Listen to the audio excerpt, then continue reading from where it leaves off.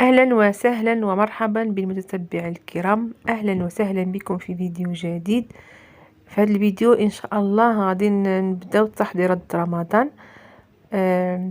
كما كتعرفوا يعني بالنسبة لي أنا ما كيعجبنيش نبداهم من قبل، يعني كنخليه حتى كتكون باقي ديك 12 يوم 13 يوم رمضان، عاد كيعجبني نحضرهم باش كيبقاو لي يعني شوية طريين وصافي. اليوم غنبداو هنا بالتحضيرات ديال البريوات ديال الحوت. بالنسبه للبريوات ديال الدجاج يعني انا حضرتهم، ولكن ما شاركتهمش معكم لان العام اللي فات يعني شاركتهم معكم بنفس الطريقه. انا نخلي لكم الرابط في صندوق الوصف الا بغيتو تشوفوهم. صافي. بالنسبه للبريوات اليوم هاد الحوت اللي غادي نعمل يعني الدادين كيجيو مقرمشين سالين في التحضير، واللي بغات تعملهم بسطيلات او قنينطات يعني كيبقى لكم كامل الاختيار. هنا كما كتشوفوا اول حاجه غنبدا بها عندي هنا القشور ديال الجامبا او القمرون، قسمتهم الى نصفين. النصف عملته في الفران كنحمرو، والنص عملته في الكاسو مع الماء غليان. هنا بالنسبه لهادو اللي عملناهم في الماء غادي نصفيوهم وغادي نرقدوا فيهم هذاك، يعني غادي نطلقوا فيهم الشعريه الصينيه ديال الارز. وبالنسبه يعني اللي عملت في الفران خليكم معايا تشوفوني كيف غادي نعمل لهم. صافي هنا غادي نخليو الشعريه الصينيه تطلق راسها، وهذه هي النوعيه اللي استعملت. هذه هي النوعيه ديال الارز اللي فيها هاد الاحمر. صافي. وهنا استعملت شامبينيون طري بالاحسن، يعني انا كنفضل تستعملوا شي شامبينيون طري، المذاق ديالو يعني باين احسن من هذاك اللي يكون معلب. هنا غنستعمل فلفله حمراء وفلفله صفراء. بالنسبه للخضره ما استعملتهاش لان كتبدل المذاق. وغنستعمل الزيتون مقطع. وبالنسبه للفلفله حمراء وفلفله صفراء اللي قطعتهم بداك الشكل الصغير هو. وعندي فلفله حمراء يعني اللي عندي بوحدها هذيك غنعملها منها الصلصه. عندي شامبينيون حتى هو قطعته صغير. وعندي الجامبا مقشره ومنقيه.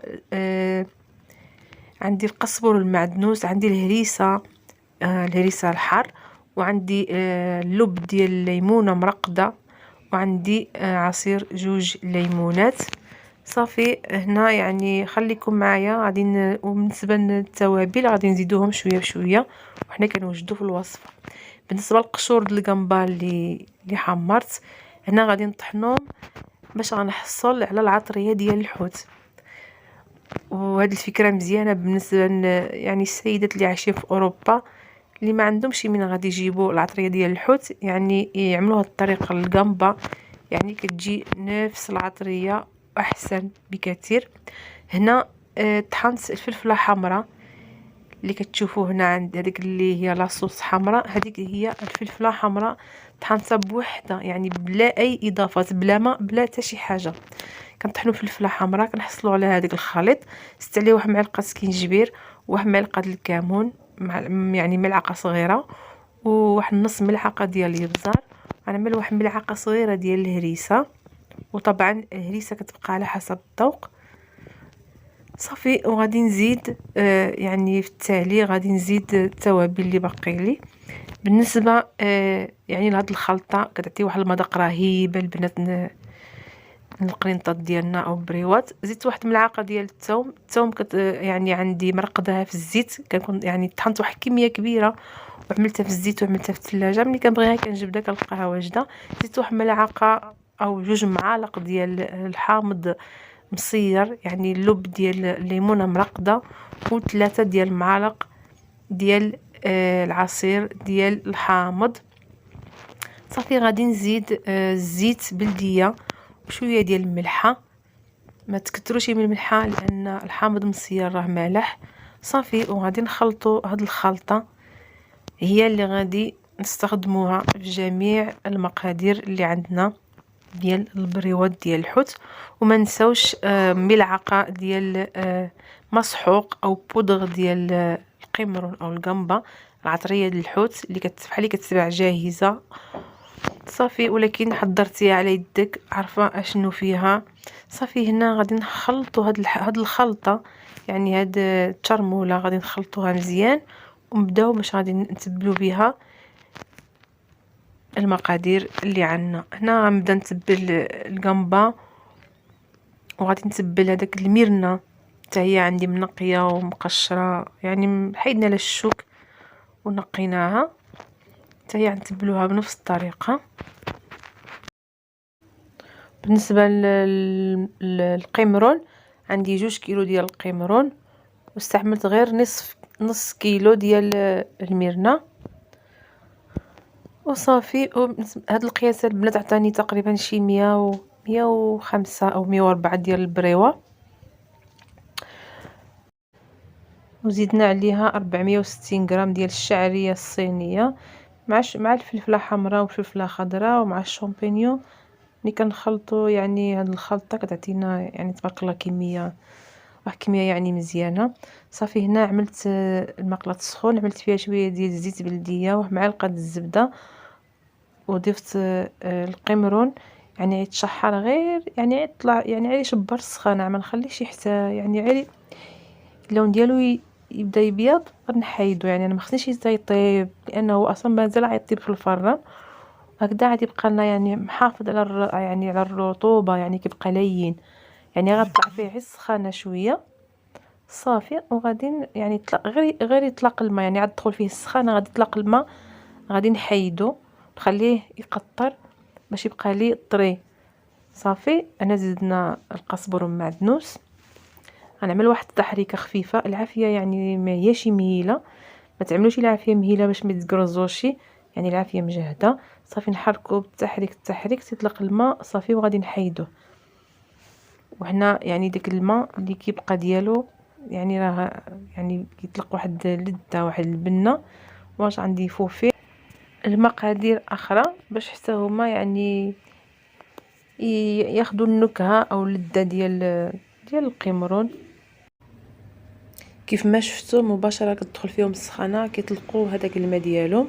صافي هنا انا غادي نحيدهم بهذه الطريقه، يعني خليوهم يتقطروا وداك الماء اللي طلقت هذاك حتى هو غادي نحتاجوه.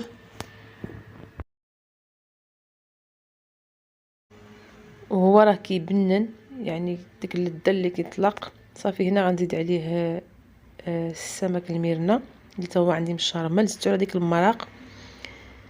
هنا غادي حتى هما غادي يعني غادي يشدوا راسهم شويه يطيبوا.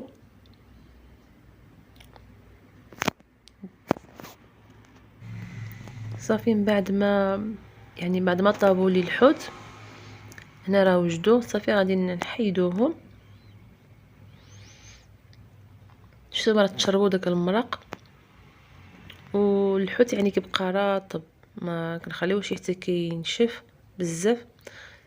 صافي حيدو جانبا. في نفس المقله غادي ندوزو باش غادي نقليو الفلفله حمراء والفلفله خضراء حتى هي غادي نزيد عليها حتى هي شويه ديال الشرموله اللي وجدنا، ونخليوها حتى تدبال يعني بحال اللي غنعسلو هاد الفلفله.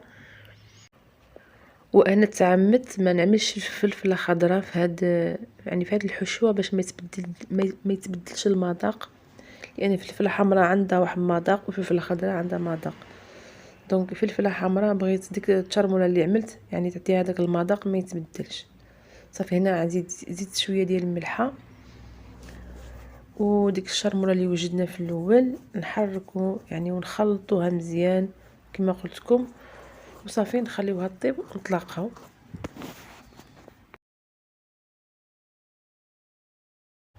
يعني هنا من بعد ما دبلت هذاك الفلفله وطابت كنزيد لها شويه ديال القزبر ومعدنوس. صافي غادي نخلطو مزيان وحتى هي نحتفظوا بها جانبا يعني باش نخلطوا الحشوه كامله. دابا ندوزو طريقه اخرى. هنا عملت داك الليمون، عملت يعني العصير ديال الحامض على الحوت باش يديروا شويه الحموضيه وخليتهم كيقطروا. بالنسبه للشرموله زدت فيها شويه ديال الحامض مصير اولا اللب د الليمونه مرقده والعصير د الليمون اللي بقالي، وغنزيد شويه ديال الزيت نباتيه، عفوا زيت الزيتون، زيت بلديه ماشي نباتيه. وهنا غادي يعني نخلطوا هذا الشيء. نزيد شويه ديال العطريه ديال الحوت، ديك العطريه ديال الكمبر، ونخلط هنا باش غادي يعني نزيدوها باقي الحاجات الاخرين. صافي هنا غندوزو باش غادي نقليو الشامبينيون حتى هو بنفس الطريقه، شويه ديال الزيت بلديه في المقله. هنا المقله اللي خدمنا بها هي نفسها، يعني بلا ما نقويو علينا قوه القشوع المواعن. صافي هنا غنزيد لها حتى هي هذيك الصلصه.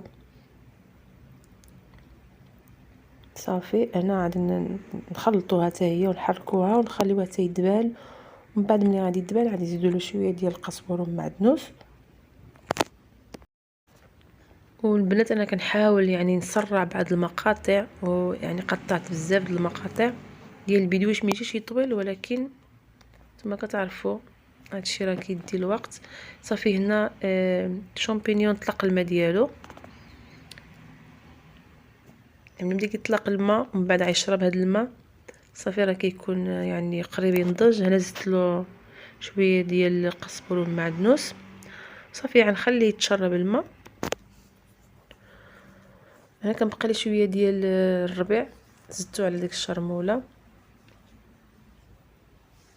باش غادي نزيدوها يعني في التالي على الشعريه ديال الروز اللي قطعناها، يعني خليناها تقطرات وقطعناها. وصافي هنايا غادي نعملو يعني غنشرملوها او نتبلوها بديك الخلطه حتى هي.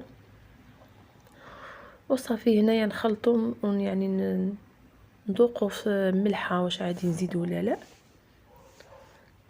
صافي هنا غادي نخلطوا هادشي مزيان.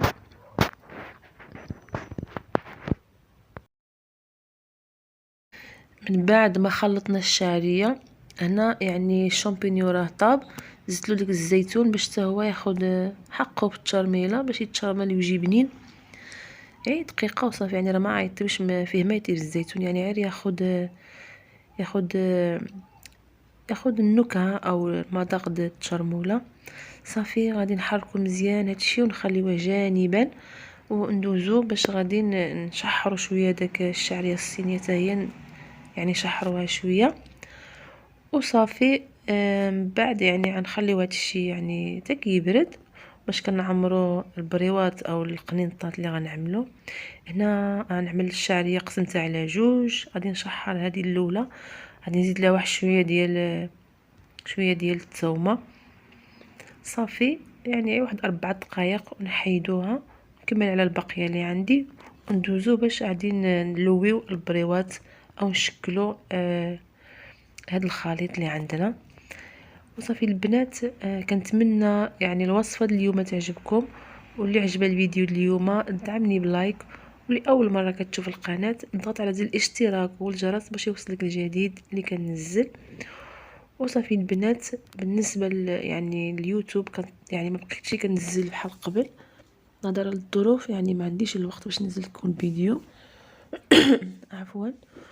وصافي يعني يعني كتبقى يعني كهوايه، انا يعني كيعجبني نشارك معكم الحاجات اللي كنعمل.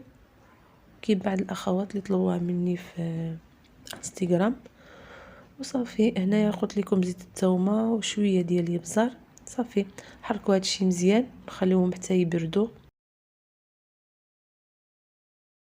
عاد نعمروا بهم الورقه باش من الورقه ما تقطعش. صافي هنا يعني هنا خلطنا، انا من بعد ما طيبنا كلشي هنا بديت كنخلط، يعني نخلط داكشي كامل، القنبه والفلفله والميرنا والزيتون والشامبينيون الشعريه الصينيه. خلطوا هادشي كامل في الاخير كتذوقي، يعني بغيتي تزيد الحر او ما بغيتيش تزيد الحر. وصافي كنخليوها جانبا حتى كيبردوا، يعني كنأكد عليكم حتى يبردوا عاد شكلوهم كما بغيتوا، بسطيلات او بريوات او قنينطات. وصافي البنات هذه هي الوصفه اليوم، كنتمنى تكون عجبتكم.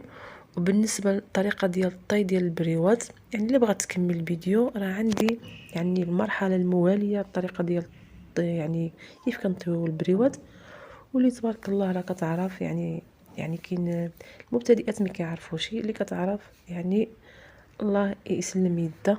وصافي البنات، هنا غادي نخليكم في فيديو قادم ان شاء الله. مع السلامه، عواشركم مبروكه، يدخل عليكم رمضان بالصحه والهنا والعافيه. الى اللقاء في فيديو قادم ان شاء الله. واللي مازال مستمره في الفيديو، يعني هي الطريقه ديال البريوات، كنطويوهم يعني على شكل مثلث، نزيروا القناه مزيان. صافي هنا لصقتهم بالماء والطحين، وكنخليوهم كنعملوهم في بلاستيك غذائي اللي هما خاصين بالمجمد. كنفرقوا يعني على الكميه اللي بغينا، وكنعملوا كل وحده بلاستيك، يعني الكميه اللي بغينا في واحد بلاستيك، وكنعملوهم في المجمد. ملي كنبغيو نجبدوهم كنجبدو شويه بشويه. وصافي البنات، وملي يعني كنخرجوهم من المجمد مباشره كنعملوهم في الفران كيطيبوا، ما كنخليهمش يديكونجلاو يعني ديريكتامينتي. كنعملوهم في الفران وكنطيبوهم كيبقاونا مقرمشين بحال الا عاد وجدناهم في داك الساعه. يلا البنات، ما تكونوش معكازات. اللي باقي ما وجدتش بريوات نوض تعمل بريوات. خليكم في امان الله. مع السلامه والى اللقاء.